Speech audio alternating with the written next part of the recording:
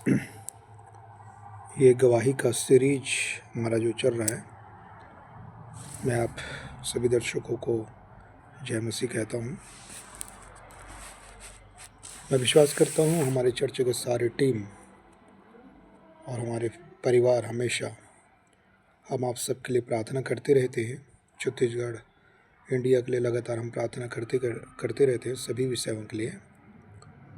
तो इन दिनों में मैं गवाही का एक सीरीज तैयार कर रहा हूँ, स्टेप बाय स्टेप, छोटा छोटा वीडियो है।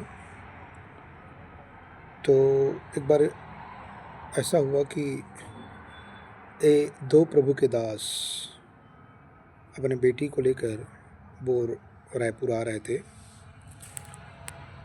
और उनको एक कॉलेज में यूनिवर्सिटी में उनको दाखिल कराना था।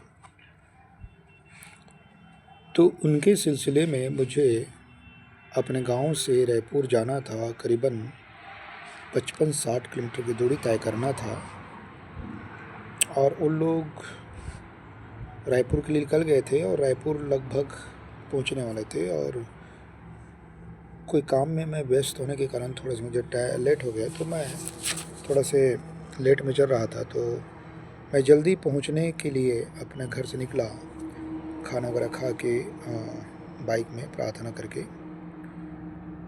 तो जब आ रहा था मैं थोड़ा स्पीड था, मेरा वही 60-70 के स्पीड में मैं बाइक चला रहा था।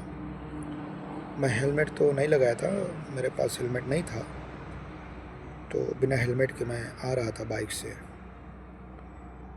तो करीबन जो है वो शेष बाहर के आसपास की बात है रायपुर का। मैं उधर से आ रहा था और एक व्यक्ति बीच रोड में आ गया। मैं तो अपने साइड में जा रहा था, तो अचानक वो राइट तरफ से एक व्यक्ति आया, बीच में आ गया। तो उनको बचाते बचाते मैं जो है जो ब्रेक मारा स्पीड में, तो गाड़ी जो है संभल नहीं पाया, अनियंत्रित हो गया और जिसकी वजह से मैं बुरी तरीक़े से एक्सीडेंट हो गया। वहाँ पर बीच रोड में, जो हाईवे रोड है, बीच रोड में मैं गिर गया और मेरा बाइक यहाँ से काफ़ी दूर फिसल कर आगे चला गया और मैं भी गाड़ी के साथ साथ फिसल कर चला गया। तो मेरा पैर का जो अंगूठा उसमें भारी ज़ोर से जो है चोट आए।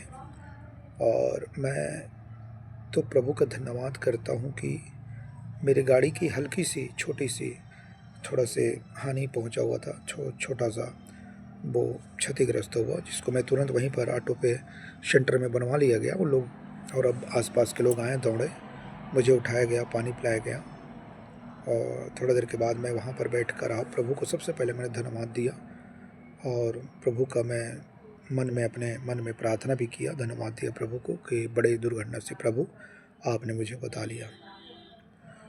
लेकिन मैं बताना चाहता हूँ कि आज जैसे लोग दिखते हैं वैसा है नहीं है, जैसे संसार दिखता है वैसा है नहीं है, लोग जैसे दिखते हैं वैसा है नहीं है। तो मैं एक वचन मैं पढ़ना चाहता हूँ। उस वचन में ऐसा लिखा है, नीति वचन की किताब है, नीति वचन उसका 18 अध्याय, उसका 10 कलम। वहाँ ऐसा लिखा है, यहोवा का नाम दृढ़ गढ़ है, धर्मी उसमें भागकर सब दुर्घटनाओं से बचता है। तो प्रभु ने वहाँ पर भी मुझे अद्भुत रीति से बचाया। मैं विश्वास करता हूँ कि प्रभु ने अपने दूतों को भेजकर मुझे हाथों हाथ उठा लिया और मेरी रक्षा किया, मुझे बड़ा दुर्घटना से, बड़ा हानि से बचा लिया। लेकिन दुख के साथ एक बात मुझे कहना पड़ रहा है, जिस प्रभु के दास के लिए, उनके बेटी के लिए मैं भलाई करने जा रहा था कि उस यूनिवर्सिटी कॉलेज में उनको एडमिट होना था, बात करना था, बात करने के लिए, एडमिट कराने के लिए मैं जा रहा था। लेकिन वो प्रभु के दास फैमिली, मैं बताया कि मैं जब आ रहा था स्पीड में, जल्दी जल्दी में तो मैं बीच में एक्सीडेंट हो गया, लेकिन वो बस सुना और सुनने के बाद मेरी बातों को टाल दिया चंद मिनट में, और उसने ये ज़रूरी नहीं समझा कि मुझे कम से कम वो धन्यवाद दे, वो भी नहीं कहा, और ना ही और कोई बाकी चीज़। उस दिन मेरा मन और हृदय टूट गया। मैं मन में प्रभु से कहा, प्रभु, मनुष्य पर मैंने भरोसा किया, शायद कहीं ना कहीं गलती किया जिसकी वजह से परिणाम मुझे भुगतना पड़ा।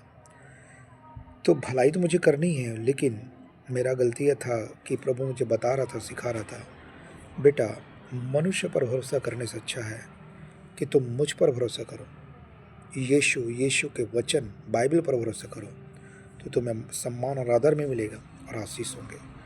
उस दिन मैंने सीखा कि मनुष्य पर कभी भरोसा नहीं करना चाहिए, और भरोसा करके उसके आधार पर हमें काम नहीं करना चाहिए। हमें प्रभु में भरोसा करके परमेश्वर के बताए हुए मार्ग में चलकर वचन के आधार पर जीवन के फैसले लेके हमें काम करना चाहिए और भलाई करना चाहिए। जो भी करना है वचन के अनुसार और यीशु के विश्वास में करना चाहिए। आमीन।